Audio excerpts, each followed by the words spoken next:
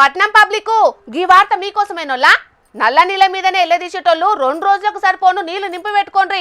ట్యాంకుల నిండా నింపుకోండి. ఇంట్లో డ్రమ్ములు చిన్న చిన్న డబ్బలు గిట్లుంటే నింపి పెట్టుకోండి. నీళ్లను పొదుపుగా వాడుకోండి. మీ చుట్టుముట్టలకు కూడా చెప్పుండ్రి నీళ్లు పట్టుకోమని, సరేనా? అగో ముచ్చట చెప్పకుండా గీ జాగ్రత్తలు ఎందుకని అంటారా? అయితే చూడుండ్రి ముచ్చటేందో.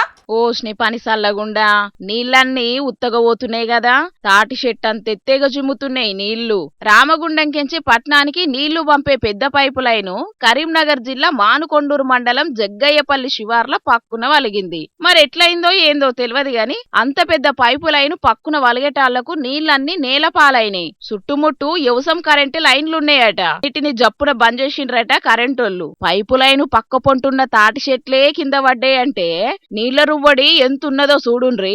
అసుంట పోయే రైతన్నలు జరంత పైలం మరి పట్నంకు పోయే 3 నీళ్ల పైపు లైన్లను బంద్ పెట్టిండ్రట. 2-3 రోజుల దాకా నీళ్లు బందుండే ఛాన్స్ ఉందట.